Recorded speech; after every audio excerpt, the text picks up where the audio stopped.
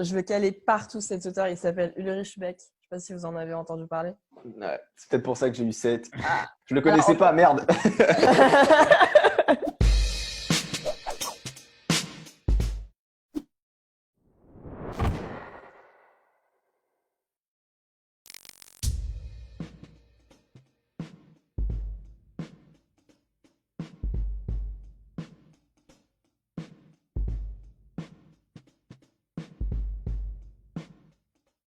Pour reparler un peu des enjeux géopolitiques liés à la crise du coronavirus, c'est une occasion en fait pour plusieurs pays de montrer que leur modèle est meilleur qu'un autre. Je pense notamment à la Corée du Sud, donc il y a un journal coréen qui s'appelle Sisa-in. Il parle de la Chine, qui visiblement montre que l'autoritarisme l'emporte sur les décisions un peu plus laxistes dans cette lutte contre le coronavirus. Donc ils utilisent des drones, ils mettent en place plein de mesures en tout cas qui sont assez autoritaires. Et donc en fait le journal critique ça et dit la Chine est en train de dire que ce modèle c'est le meilleur, c'est celui qui marche. Mais en soi, donc donc je parle pour le journal, en Corée du Sud, ça se passe très bien. Ils font plein de dépistages, ils font carrément un dépistage en drive-in. C'est des gens qui sont testés en restant dans les véhicules, comme ça protège et le lieu, et les personnes, et le personnel du dépistage. Petite anecdote marrante en vrai. En Pologne, ils font des drive-in aussi pour des confessions. Pour faire des quoi? Pour faire des confessions. Enfin, tu sais, genre les gens Non. ils se confessent en drive-in. Non. Les mecs. Non, c'est énorme. Si tu prends une échelle géopolitique, cette crise, elle montre quand même une certaine tension. Et même certains alliés ne cèdent pas forcément, tu vois. Genre par exemple les États-Unis. Bon, après les États-Unis ont démenti formellement. Ah oui, ok. Mais, Là, c'est la fameuse histoire. c'est la fameuse histoire des masques. Là, les gars, je vous le dis tout de suite, c'est la théorie du complot. Ah ouais, c'est quand Les gars, c'est... Attends. Non, j'autorise pas ça. Alors, bon, je vous cite sa source, c'est Fox News. Ça vient de Fox News, tout droit de Fox News. Non, mais ça vient du Parisien, Libé et tout. En vrai, ils l'ont abordé. Ah, si c'est le Parisien et Libé. En vrai, l'histoire est simple. Regarde, j'ai 3 présidents de région, ok? Région Île-de-France, par exemple, c'est Pécresse. Président du Grand Est, Jean Rotner, ok? Par exemple, Jean Rotner et Pécresse, ils sont là en mode, les Américains sortent le cash et payent 3 ou 4 fois plus cher les commandes qu'on a fait. Et les masques qui sont arrivés en France partent directement destination les États-Unis. Donc ça, c'est vraiment c'est une peur française. Donc c'est une situation qui a été... c'est une situation, par exemple... Enfin, bref, tu vois, c'est une situation qui... Vas-y, je perds. En tout cas, tout ce que je sais, Arvin, c'est que c'est une situation, ouais. Moi, c'est une situation critique, ok? C'est pas seulement pour les Français, parce que même Trudeau, il a demandé à ses services d'enquêter sur des informations de presse au sujet de masques commandés à la Chine par le Canada qui auraient été détournés par les États-Unis. Ouais. Et lui, il se disait très inquiet. Donc quand même, tu as des présidents de région français, le premier ministre canadien qui émet des soupçons. Et donc, même si, d'accord, ça n'a pas été prouvé, ça cristallise quand même quelques tensions géopolitiques, cette crise.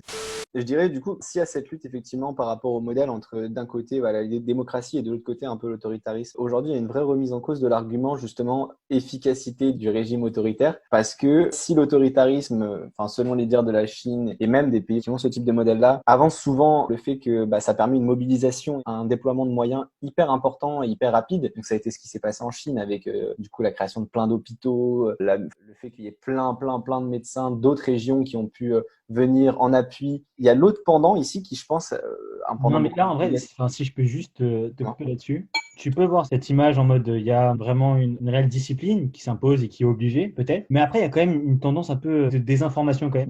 J'allais y venir. Merci de merde, m'avoir coupé, Arvin, c'est très sympathique.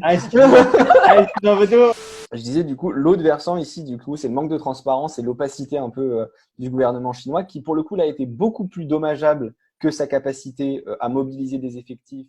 Parce que là, du coup, il y a tellement eu volonté de maintenir les apparences, de pas mettre en cause finalement les décisions du Parti communiste chinois et de dire tout va bien, on gère, que finalement, t'as personne qui a pu prendre les mesures adéquates.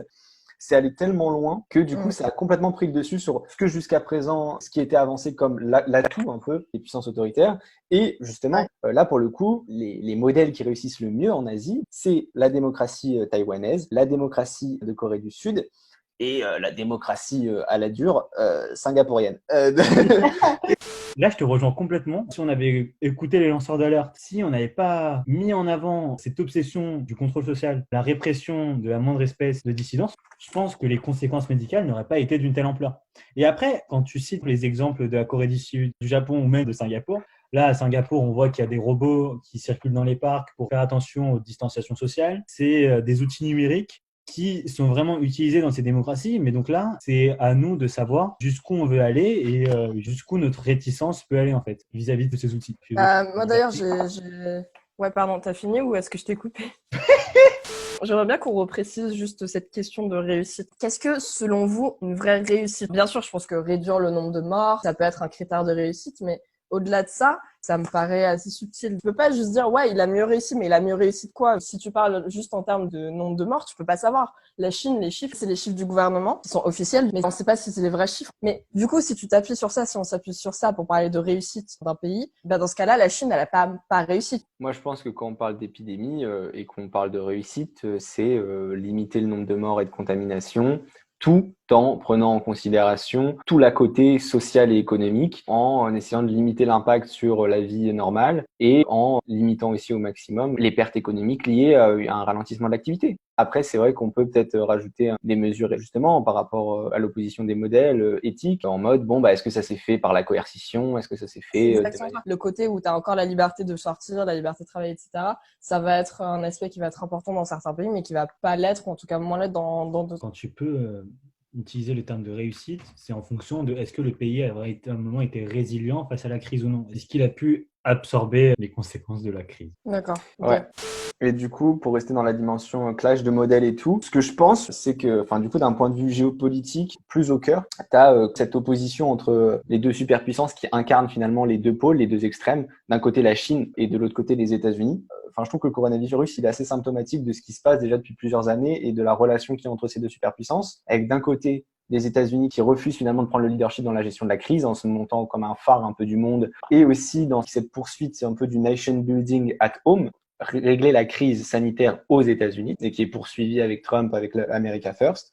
Et de l'autre côté, par contre, tu as une affirmation du leadership chinois avec l'abandon du profil bas et une volonté vraiment de mettre en place une mondialisation aux couleurs de la Chine avec finalement cette volonté d'avoir de plus en plus d'influence dans les institutions internationales. Ça a été le cas à l'OMS. L'OMS, pour le coup, c'est vraiment caractéristique de ça.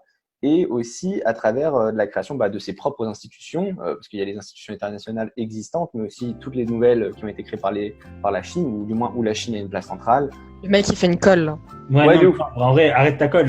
Ce que je vais dire, ça se base purement sur une enquête qui a été menée par 3 journalistes au monde, où ils expliquent comment la Chine a joué de son influence pour retarder la divulgation de la situation assez catastrophique, la situation réelle de la propagation de la pandémie. Et de l'autre côté, pour juste faire le parallèle avec les États-Unis, t'as Trump qui continue un peu sa critique du multilatéralisme et qui dit maintenant on arrête de financer l'OMS parce qu'il gère mal le truc, et les États-Unis représentaient 20% quand même des fonds de l'OMS. Ouais, donc là on peut quand même dire que ce retrait américain va quand même affaiblir l'ensemble du système, qui va complètement affaiblir le multilatéralisme qui permet de résoudre des crises aujourd'hui. Ouais, surtout les crises qui sont mondiales en fait. Je sais pas si vous avez... Alors, je veux caler partout cet auteur, il s'appelle Ulrich Beck. Je sais pas si vous en avez entendu parler. Ouais, c'est peut-être pour ça que j'ai eu 7. Je le connaissais pas, merde. Dans ce genre de crise, en fait, comme la crise sanitaire, qui est une crise mondiale puisqu'il y a beaucoup de pays qui sont touchés, en fait, il montrait que c'était pas possible de gérer ça, pas avec du multilatéralisme en fait. Pas impossible, mais il fallait les gérer à l'échelle internationale parce que justement... Ok, stop, petit aparté pour mieux expliquer tout ça. Donc, Ulrich Beck, c'est un sociologue allemand qui publie en 1986 La Société du risque. Donc, selon lui, la société vit en permanence face à une série de risques. Donc, selon son expression, on vit dans une ère de risques permanents.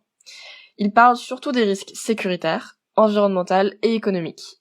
Il dit en fait que ces risques sont mondiaux, et comme ils sont mondiaux, ils devraient être traités à l'échelle mondiale.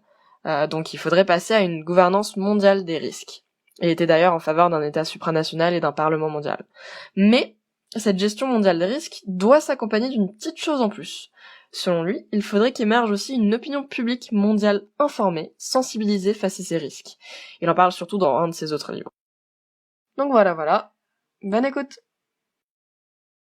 Et pour le coup, en tout cas, ça va pas favoriser le multilatéralisme dans tous les cas. Non, et ça va peut-être même marquer une prise du flambeau avec la Chine. Mais a priori, vu comment elle est perçue aujourd'hui, la Chine, ça risque d'être compliqué parce que c'est pas le modèle de beaucoup de pays. Donc, Juste pour ajouter que là, quand tu dis vu comment la Chine est perçue, en soi, là, c'est complètement différent. Et la gestion de la crise du Covid le montre bien que la Chine, là, elle part sur une bataille de com et montre à quel point son modèle a réussi. Par exemple, la construction des hôpitaux qui ont été faits très rapidement, le déconfinement, et même à la veille, quand l'OMS a annoncé qu'on avait aujourd'hui une situation de pandémie, si je me trompe pas, Xi Jinping la veille est parti à Wuhan en disant que tout était rétabli et que ça allait mieux. Bah, pour l'instant, mec, moi je suis d'accord avec toi qu'en termes de com, ils sont hyper offensifs. Pour autant, dire qu'ils ont gagné parce qu'ils ont réussi à prouver qu'ils ont su mobiliser des moyens, Non, mais je dirais.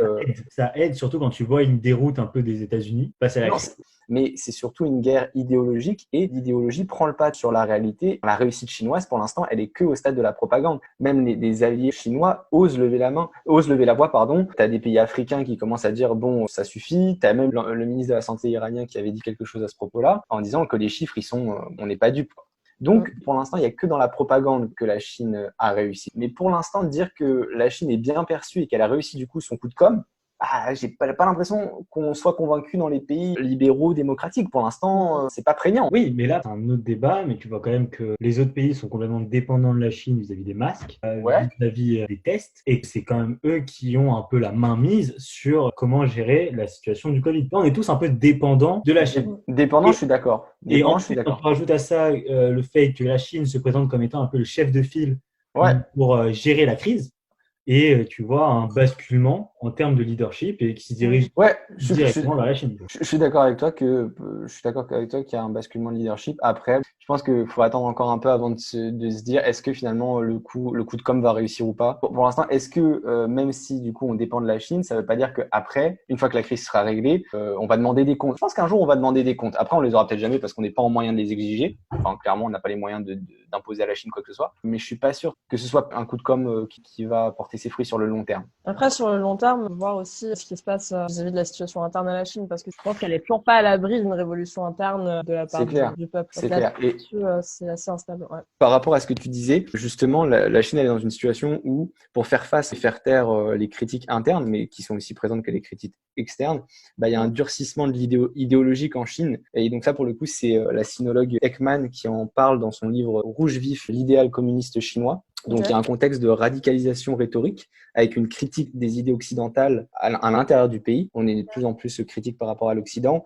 Et à l'extérieur, on a une revendication de la supériorité du modèle et de l'expérience chinoise. Genre, on a des solutions. Genre, elle veut être un peu le leader du tiers-monde et de proposer des solutions aux pays qui sont pas encore forcément développés. Cette revendication-là, c'est le moyen, non seulement pour Xi de réaffirmer son pouvoir dans une période de crise un peu économique, où elle est plus à des taux de croissance à 2 chiffres, et elle sait que la stabilité de la Chine repose sur la pérennité économique. S'il y a plus ça, le PCC, bon, il y a des chances qu'il y ait de plus en plus de révoltes et que ça saute, parce que c'est un peu un contrat tacite. C'est tu nous ramènes de la prospérité, on accepte l'autoritarisme. Hyper cliché, mais en version simplifiée, il y a de ça. C'est une radicalisation rhétorique qui est aussi symptomatique finalement du fait que l'idéologie, et ça c'est ce qu'on disait un petit peu Arvin, que l'idéologie prend le pas un peu sur le pragmatisme. C'est parce que on veut défendre cette idée que la Chine s'en sort et elle est intouchable, son modèle est meilleur, que on va pas révéler au public la vérité et que finalement on va mal gérer la crise. Si la Chine avait peut-être accepté à partager plus rapidement la situation, on aurait pu endiguer la crise à la source, tu vois, et pas attendre que ce soit le bordel, comme ils ont essayé de le faire en réglant ça dans leur coin sans rien dire à personne et même en retardant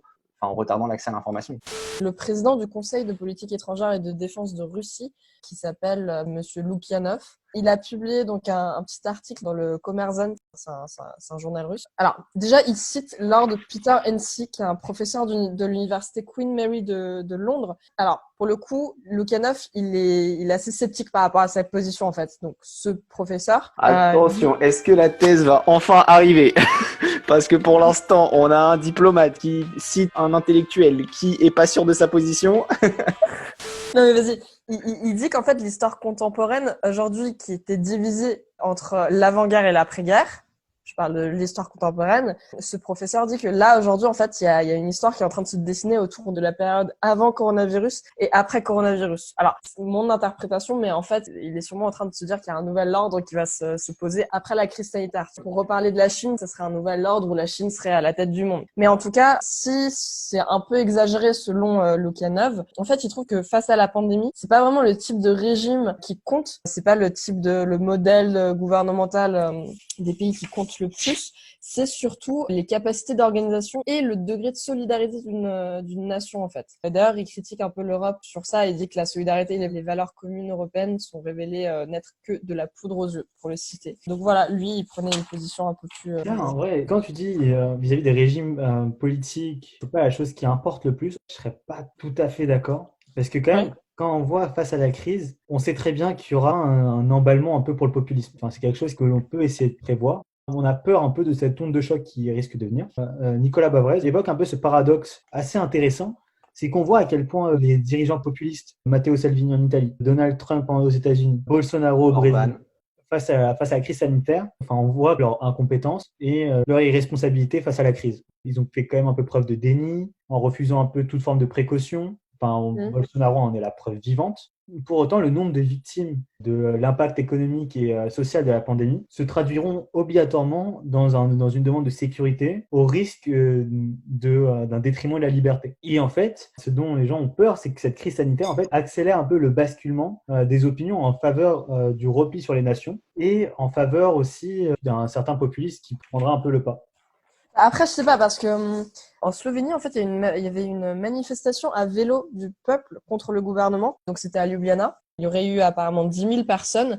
Donc, en fait, elle manifestait contre le Parti démocratique slovène, qui est une formation nationaliste de centre-droit et qui est assez proche justement de Orban. Il dénonce en fait l'instrumentalisation politique de la lutte contre le coronavirus et dénonce vachement le manque de transparence sur notamment les appels d'offres sur les masques et les autres équipements médicaux en fait. Donc au sein de certains pays, ça me paraît pas évident que les gens en général penchent vers le populisme. Non, mais je devais le caser. Imagine, tu fais ta confession, mais t'es en voiture et t'as pas le droit de t'arrêter. Tu sais, tu dois couper le tour. T'es obligé de faire le tour du rond-point pour finir ton truc, tu sais. Et en fait, c'est pour ça que j'étais obligé de...